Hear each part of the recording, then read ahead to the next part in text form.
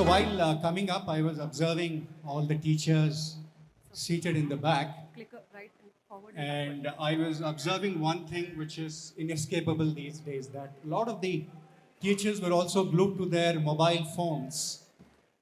So my presentation is about the skills and competencies of a very uncertain world. The world that we are entering into is called a VUCA world. A VUCA world is a volatile, uncertain, complex, and ambiguous world. So in that kind of VUCA world, what are the characteristics, what are the specific human qualities that will help us succeed in that world is what my presentation is going to be about. So the first thing that will help you succeed is to please switch off your mobile phones, which is not possible, or at least keep them in silent mode, because this device in our pockets, I'm not joking, this device in our pockets is more powerful. This is more powerful than the Apollo guidance computer that took Buzz Aldrin and Neil Armstrong into the moon in 1969. This is more powerful than that. But are we using this to the best of our intentions and the best of our abilities? The answer is, of course, no. In fact, while listening to Swamiji's talk, I couldn't help but recall a wonderful quotation from the Vedas which says, Yad bhavam, which says, Yad bhavam tad bhavati. Right? So as you think very deeply inside, your belief system manifests into the physical thing outside. So what you think inside becomes a reality outside. And for that to happen, we need a lot of focus and a lot of self-awareness. So the number one skill of the future is going to be self-awareness. Look at this. It took Leonardo da Vinci 14 years to create the Mona Lisa. And it took one of AI experts to create this in less than 2 seconds of prompt. The point is, in the world that we are entering, the most important transformative factor is going to be AI. We all know. In fact, AI has become so powerful, AI companies have become so powerful that for a very brief while, about a month ago, there is a company called NVIDIA. NVIDIA's market capitalization at one point of time in the last 1 month, it became $5.2 trillion. One company, one Silicon Valley based company, NVIDIA, had a market value which is more than the GDP of India. India's GDP is $3.94 trillion. NVIDIA was $5.1 trillion. And believe me, what you are seeing, the trickle of AI is going to be the deluge of AI in the future. And imagine a world where AI is going to do everything. What will humans do? So my presentation is about this, building skills for tomorrow's world. And look at the quote. The quote says, cogito ergo sum, I think, therefore I am. What separates us from the other species in the galaxy is our thinking. The quality of our thinking is responsible for the quality of our world.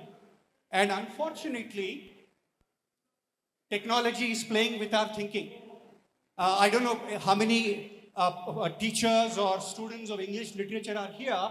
If you look at this is drawn from a technology term called Frankenstein effect, which says, first, the man created technology, and then the technology killed man. So we are in that stage. We think the man thinks he is God. He creates this great AI, a self-thinking, self-perpetuating machine, and he thinks I can control you.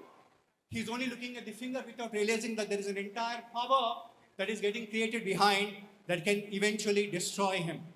And AI development over the past 2 years has been so alarming that even people like Elon Musk, who is a pro-technology person, people like Elon Musk and Jeffrey Hinton, the creator of the Google PageRank algorithm, he himself has said that I fear a world where AI is going to dominate. And what you're seeing today, the development of AI is nothing compared to what you will see in the next decade or 2 decades. Right? We were okay. We came from here, we were okay till here. And this is where the problem begins. I told you the major monster in your pocket is creating a lot of problems. The mobile phone is leading to an increase in cortisol, which is stress hormone. It is leading to an increase in dopamine, which is the pleasure hormone. We have gotten so much addicted to dopamine today that without this dopamine rush, we are not able to survive. You cannot say, you look at a student in a classroom. We get the best of speakers, the best of faculty to teach them, and they are not present, right? They are not present at all.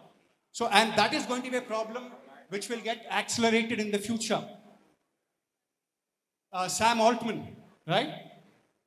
This is Demis Hassabis. If you thought ChatGPT is a powerful tool, please wait for Gemini 3. Gemini 3 is even more powerful. It has what is called intuitive ability. It can actually sense.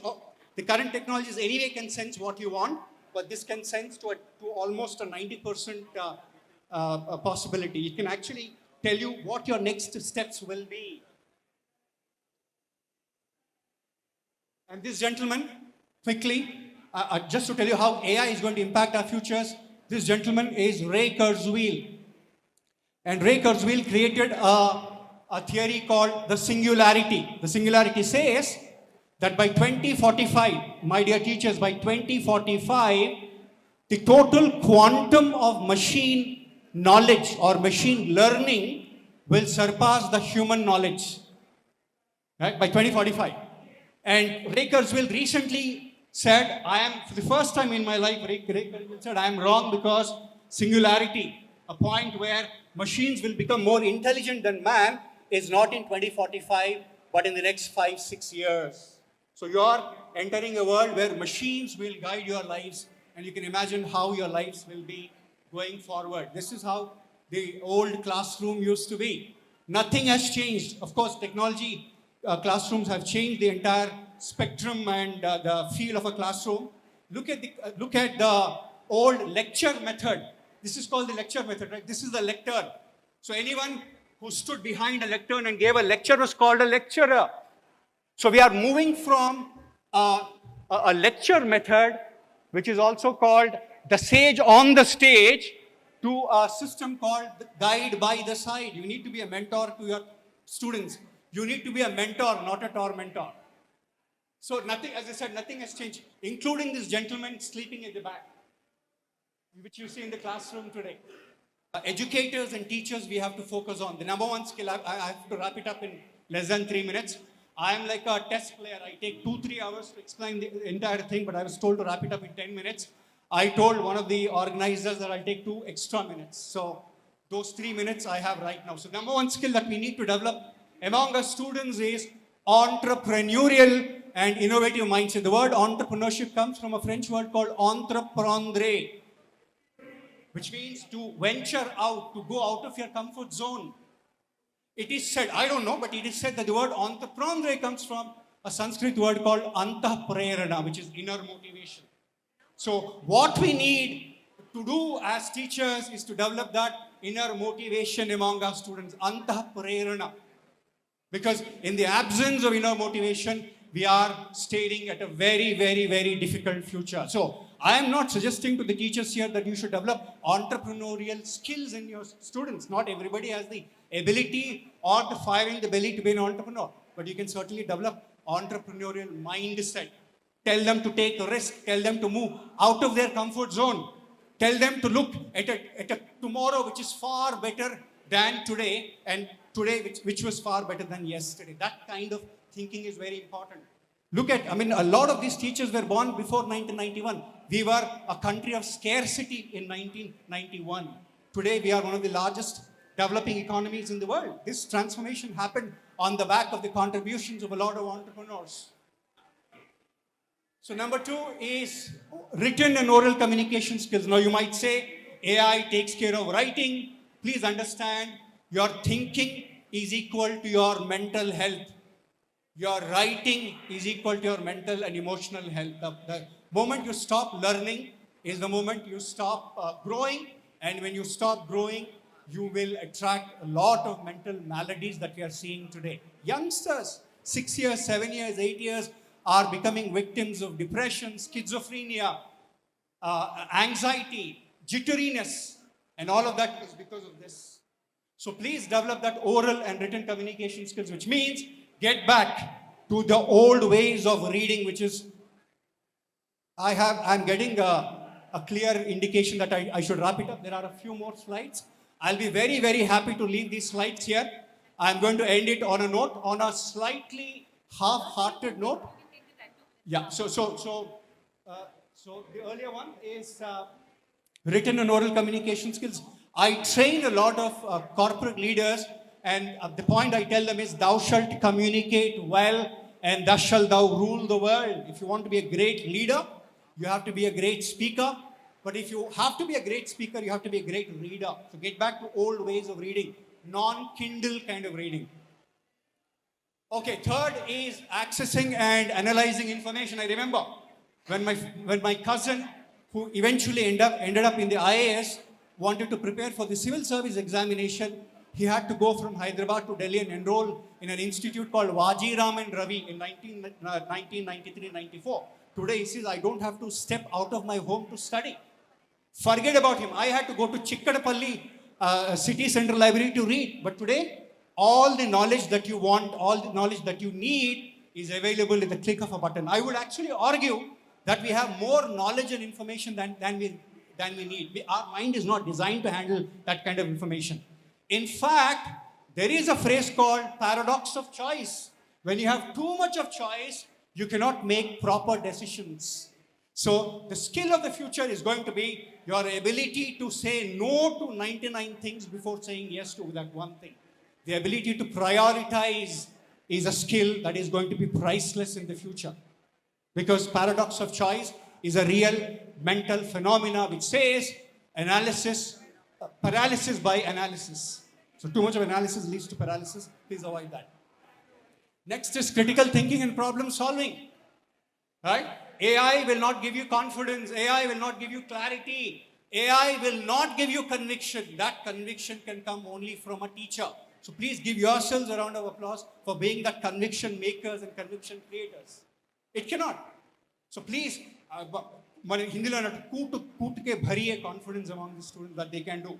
They are the harbingers and the creators of the next wave of the world. And unfortunately, again, I see a lot of young learners who switch off from their environment, right? What we call ambient intelligence, ambience. This is environment. I'm switching off because this is taking my efforts and energy away. So if some of the teachers can some of the principals here can make a commitment that they will make their campuses mobile free at least an hour or two every day, I think my presentation's purpose would have been served. Okay, collaboration and leadership by influence, very important. Soft power. We call ourselves Vishwa Guru, not because we are an economic superpower, but because we believe our ideas will have a traction. Our ideas will transform the world. So the future world is going to be determined and created by leaders who know how to spread their ideas. My father was a government servant. He worked in the government of India. He used to call his job a cradle to grave job. He started at 23, ended at 58 or 60. He served in the government of India. I changed 4 jobs. My son may not even want to work in a job. He may want to be a freelancer.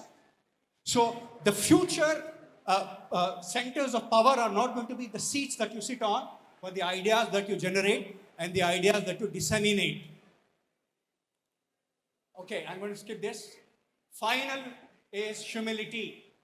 Very important. I think as teachers, as academic leaders, as principals, our job is to imbibe these qualities of humility. Because the competition for your kid in the future is not going to be Hyderabad. It can be Houston in Texas. It need not be Telangana.